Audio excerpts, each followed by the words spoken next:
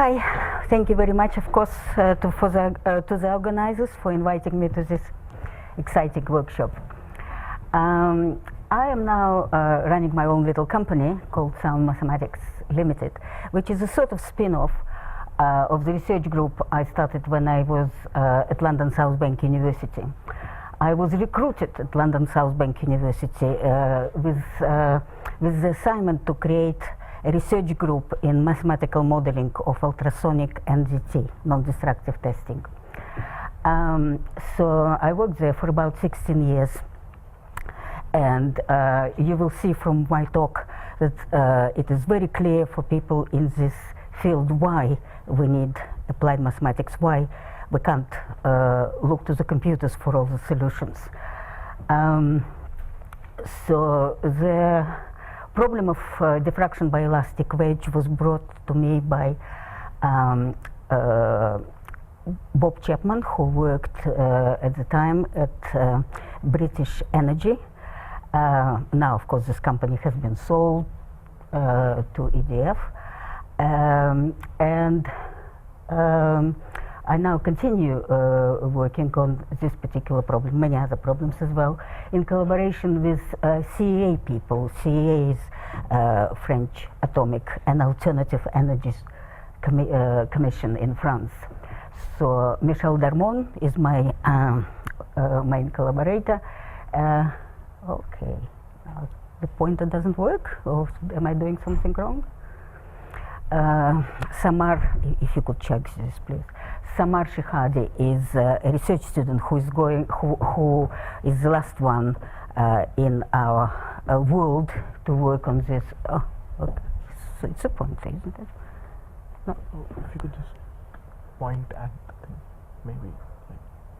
Okay. Yeah. Who is going to no it just doesn't want to work with me. She's going to have revival actually in September, so I'm going there to see how she's doing. So the problem itself, diffraction of the elastic plane wave by an infinite straight edge wedge made of an isotropic solid, is a canonical problem that has no analytical solution.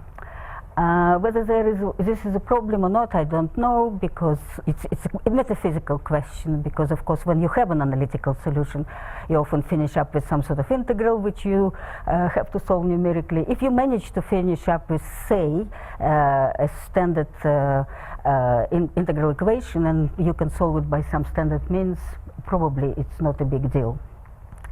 So what I'll do, I'll review three major semi-analytical approaches to this problem, and discuss the application in non-destructive testing, or some people say evaluation, as well as testing, cross-validation, and experimental validation of all these techniques.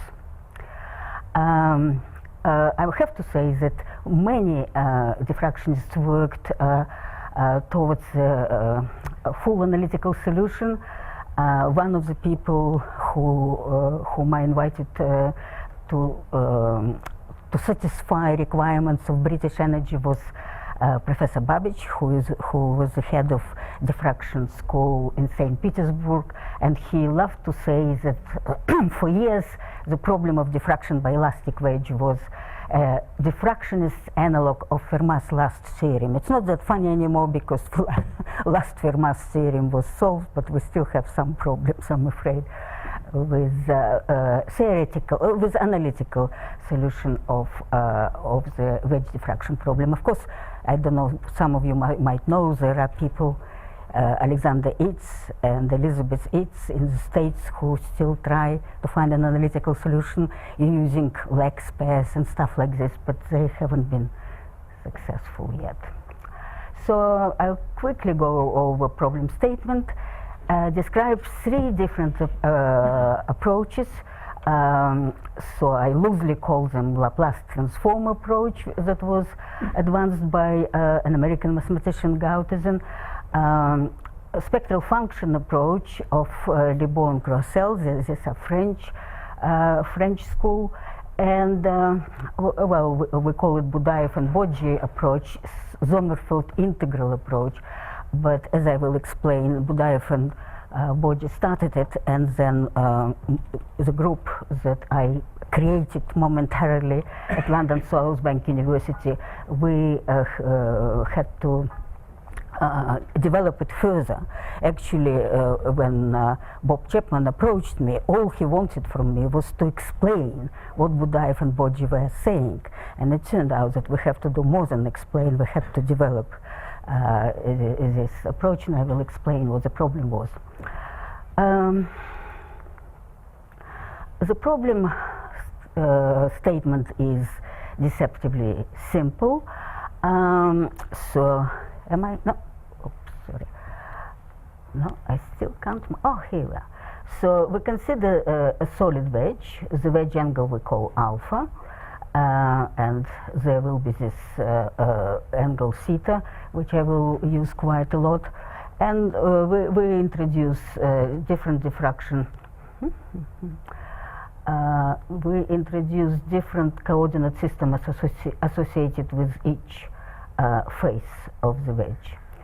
Now, why people in non-destructive testing are interested in this problem? Why Bob Chapman was interested? Well, Bob Chapman was, I have to explain, he was a sort of chief structural engineer responsible for safety of nuclear reactors in this country. But by education, he was a mathematician. He did his PhD under Wickham in Manchester. So he was very unhappy with finite elements approach to the problem. And the problem is extremely simple. Here you have a block that represents, it just doesn't want to listen to me.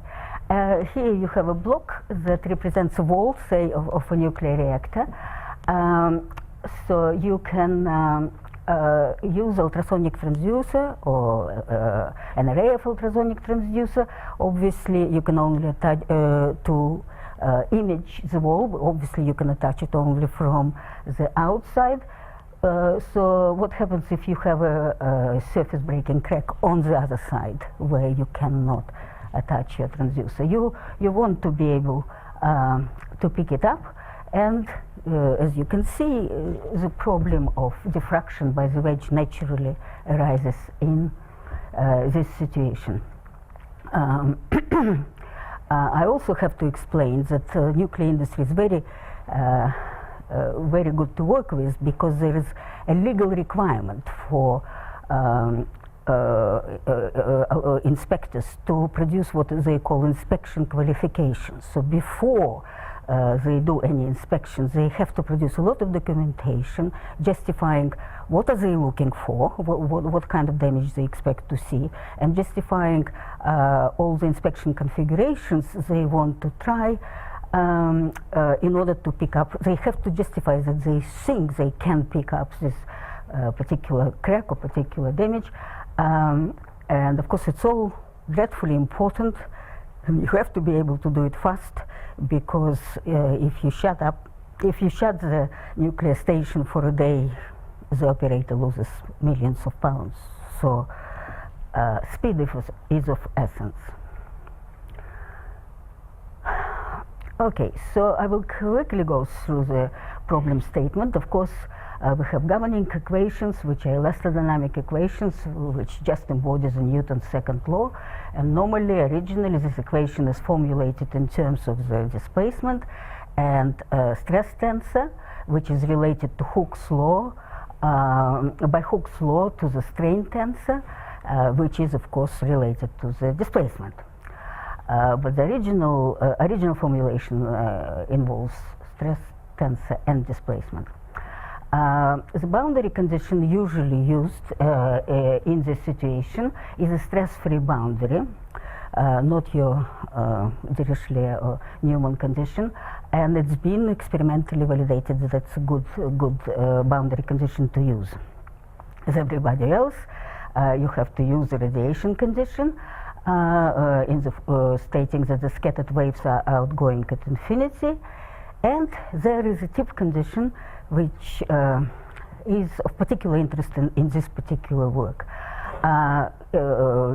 In physical terms, it means that the mean elastic energy carried by the scattered wave is bounded.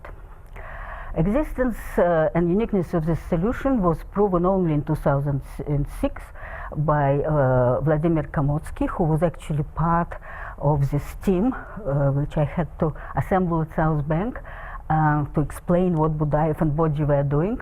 But later he moved on to France and worked for a while with Libor, and they have proven this theorem. We assume that there is no forcing in the system, but there is an incident plane wave. That's our classical problem. And as everybody knows who works in electrodynamics, homogeneous solids support two types of waves, transverse and longitudinal. Now, the governing equation can be can be dimensionalized and rewritten in terms of the displacement only. Okay, where the differential apparatus still can't use this. Oh, yeah. Differential apparatus L and B are expressed in terms of the material parameters. And again, as everybody knows, in this case, the displacement can be also expressed in terms of potentials psi1 and psi2, which satisfy Helmholtz equations. Now, I believe that Gauthausen was the first one who made real progress with elastic wedge. I don't have much time to go through the history of the problem. In the first half of the 20th century, there was a lot of effort put into developing, for example, Sommerfeld methods. There were other researches in electromagnetic literature. In the 50s, Maluzhinets used Sommerfeld method to solve analytically the problem of diffraction on acoustic wedge, but since then only Gauthausen, I think, was the first one to make real progress in approaching the problem for the elastic wedge. Now, he has an original start for the problem, although I don't think it matters much how do you start, but anyway, he starts from the extinction theorem. The idea comes actually from electromagnetic literature, where which incorporates information contained in governing equations and boundary conditions. So he represents, let's see, can I do this? No. So on the left, you can see you have the total field, which is multiplied by Heaviside functions. So outside the wedge, the left-hand side is 0. Inside, it is the known scattered field. And on the right, you have the usual convolution between displacement on the face wedge and Green's strength tensor. So what is important, we're moving here into Wiener-Hopf area, so you have to consider these faces separately. So you have convolution on one face and on another face. Okay. The next step Gauthausen does is simplifying the problem a little bit, symmetrizing it, and separating transverse and longitudinal components. As you will see later, Libor doesn't do anything like this, but this sort of tidies things up a little bit. After this, he applies, as everybody else does in the Wiener-Hopf approach, he applies what we sometimes call Laplace transform. Art Gauthausen like to call it one-sided Fourier transform. So you can call it Wiener-Hopf transform. So on each face, you have your own transform, and you arrive at functional equations, Wiener-Hopf functional equations. This is not the form you arrive at immediately. The form you arrive at immediately is actually expression of Snell's law. It's a very nice interpretation, or physical interpretation of what you see. But art wants to separate longitudinal and and transverse components. So and then he rearranges this equation in the form that I present here. And what is nice about this form, it sort of immediately dictates to you, explains to you what kind of properties you are to expect from your solution.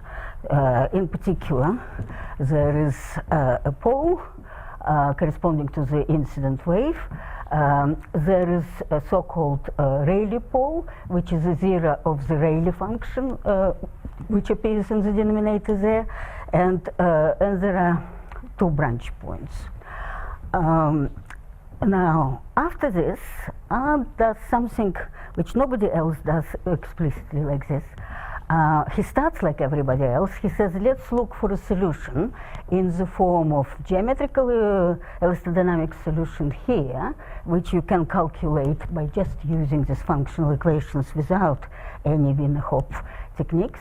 You just propagate the poles, which means you just calculate what kind of reflections you are getting. So you get your incident wave, it gets reflected from one phase, from another phase. All this can be done by hand.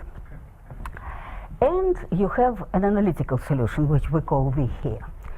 But then Art does something else. He says he also adds the components here, which corresponds to Rayleigh wave. The displacement, Rayleigh displacement is known, but the coefficient, Rayleigh coefficient is unknown. And he does more. He adds a couple of more terms, which he calls, which correspond to extraneous poles, extraneous geometrical poles and extraneous Rayleigh poles, which are poles that live on the non-physical Riemann sheet. And he does, so this bit, he does for numerical reasons. He wants to make sure that his right-hand side in the end is finite, so he doesn't have any numerical problems. Now, what about Lebon and Croissel? They start with equation of motion and radiation condition, and they introduced they introduced the concept of tempo distribution and spectral functions. Now, what is all this about? If we go back to this equation, Lu minus u equals 0, so they concentrate on this creature Lu minus u, and they say, okay, it is 0 everywhere inside the solid, and it's not 0 on the boundary. So this creature they call spectral functions. So it's some sort of distribution 0 everywhere else but on the boundary. So he's not going, they are not solving their problem for values of the displacement on the faces as Art does, but they solve it for their spectral functions.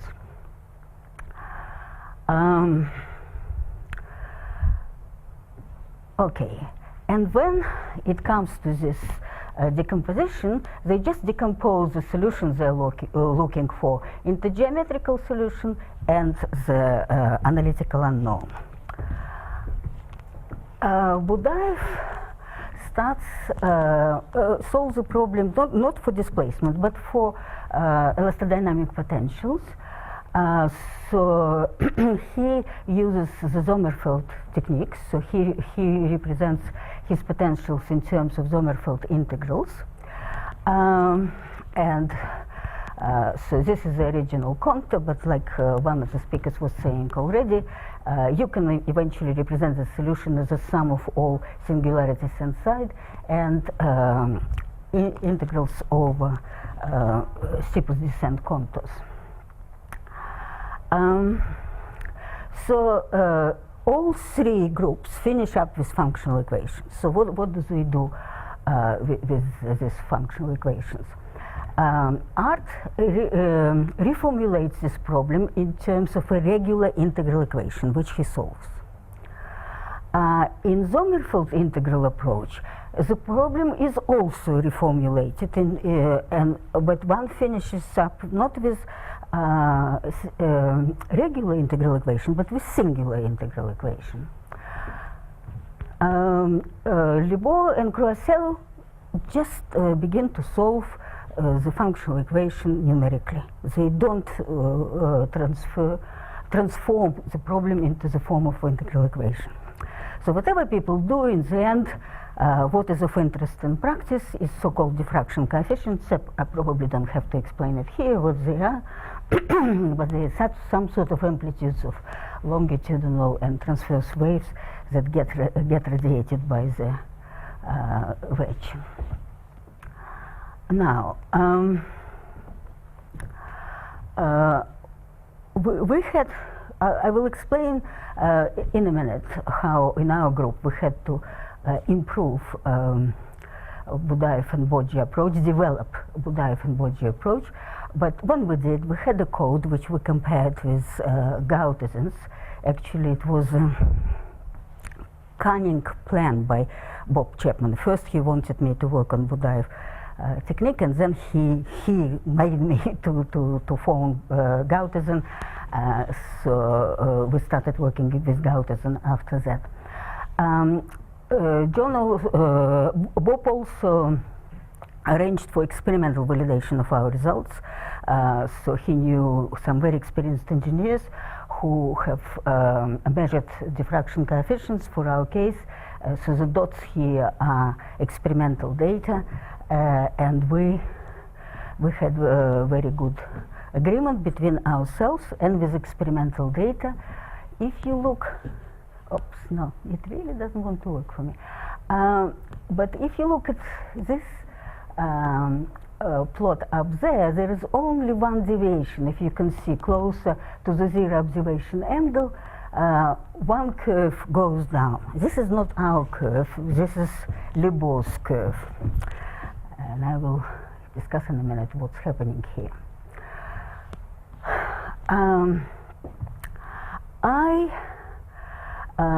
As I was explaining, what type of information were people gathering when they were building their functional equations and their solutions. Now, so far, I never mentioned tip condition. Okay, so what happens in the Sommerfeld integral approach is you actually finish up with a very strange equation, integral equations that you have to solve, which has one unknown function and one unknown constant. Now, Budaev had a lot of problems with this constant. Sometimes he assumed that it is zero, sometimes he found it by trial and error. We realized that there is only one constant which makes the problem well posed. Otherwise, the problem is ill posed. So we found a way to calculate this constant. This constant, it turns out, is directly related to the tip condition, because the tip condition, let me just say one thing about it. Any solution of this type of equation has well-known asymptotics, tip asymptotics. The tip condition just tweaks up a little bit, imposes some additional condition. In particular, in this case, the condition is that the asymptotics for the displacement at the tip have a constant term. So our C1 in SI method is related to this constant term. When Art does his trickery with Rayleigh coefficient, he does the same thing. He also has to impose a particular condition on his Rayleigh coefficients to make his problem well posed. These Rayleigh coefficients are also directly related to this constant C1. In spectral function method, I couldn't find any way they use tip conditions. What they do, they solve their functional equations using Galerkin collocation methods. That's all I know.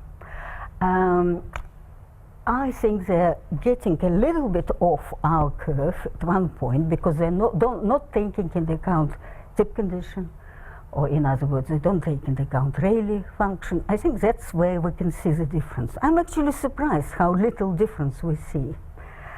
And just to finish, I'm not going to talk about this very interesting sensitivity we found to Poisson ratio. Actually, this is the point. The last point I want to make is that Michel Darmon had this PhD organized with Samar working with Libor and Michel, developing a similar solution for three-dimensional wedge. So, like I said, they have reasonably good agreement, surprisingly to me, surprisingly good agreement with what we've done for 2D. For 3D, when it comes to longitudinal waves, she produces good results, but longitudinal waves are foolproof. If people tell you that they solved the wedge problem for longitudinal waves, you don't know how many bugs they have in their code. At the moment, her code cannot reproduce results for transverse diffraction when compared to a finite element solution. I think I stop here in case somebody has some questions.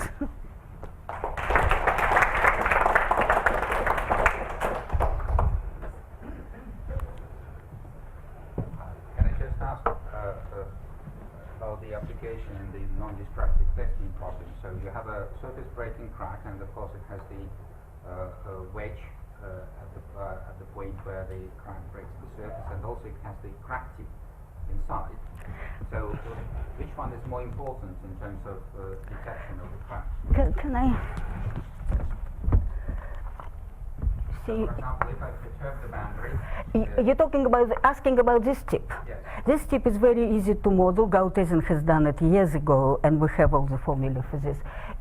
It is diffraction by this that is interested, and diffraction by this tip. But if I perturb the boundary, for example, if you do the simulation and you perturb the boundary near the surface breaking region or near the crack tip, which perturbation is more visible? I think this signal is usually stronger. So yes, there will be a bigger difference if you perturb here. But inspection qualification experiments show that this is also significant. So you have to be able to pick it up.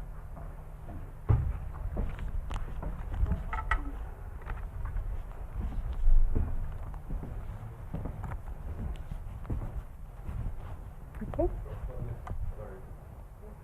So you approach all three, right? You have account for all three, right, in principle? All three account for what? Yeah, I mean, I said for application purposes, surface breaking crack, you have drawn it all. There is one tip, like nearly crack tip, but there are two others. You have designated all three of them. No, this is a very standard problem that doesn't have. I mean, it's also solved by Wiener-Hopf, but it's been solved by Gautesen in the 80s, and we all know the answer. It is these points that are still troubling experimenters. Yeah. Could you expand a little bit on the comparison of the results from Wiener-Hopf with the brute force numerical solutions that probably are thought to be most standard? Well, Bob Chapman didn't believe in numerical solutions. He never explained why, but I know that there was a great interest in this problem in the second half of the 20th century in geophysical community, and practically every geophysical conference contained a couple of talks on this. And then next year they would all discover that their solutions were unstable.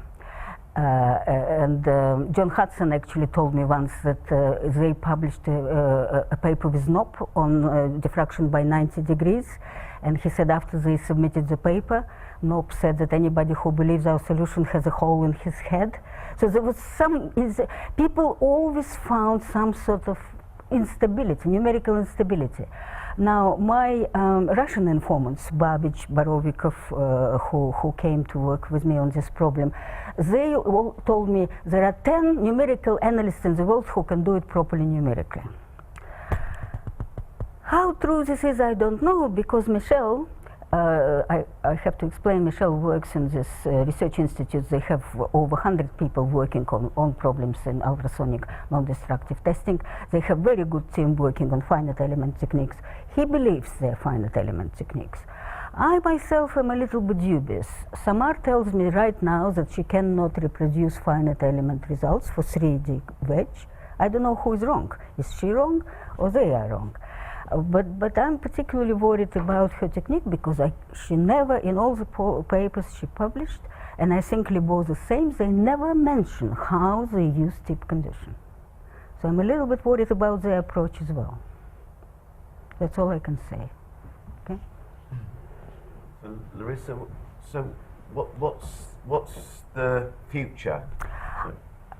I want to talk to you about future, David. You know, I would really like somebody who likes not just to repeat what other people have done, but sit down and understand. I think I understand the connection between Sommerfeld, Budaev, Sommerfeld, and our approach and Gautezin. I was very pleased to see this. For a long time, I couldn't see the connection between our mysterious constant C1 and his Rayleigh coefficient, but I see it now. But we only work 2D. Michel now wants 3D. So I'm going to talk to Michel actually in September because Samar didn't finish this particular work. She found some sort of fudge solution, but I think there must be, if the finite elements approach is right, there must be some problem with her code. And if there is, I would look for this problem. Why is she not using the tip condition?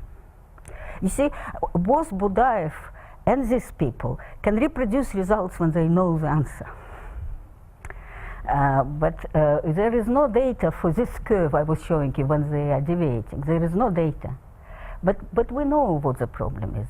They are not taking tip condition into account. But I'm surprised that it's only in one region that this tip condition, this lack of appreciation of tip condition shows itself. I would like either to understand why it is not that important or find other places where it is dreadfully important. So I would like to have some sort of postdoc or somebody to work on this and clarify this properly. We're almost there. We do have codes which work in many cases, but I want to be absolutely clear on what's going on. And have just one point I want to say. I mean, it's all very well to compare different results, numerical and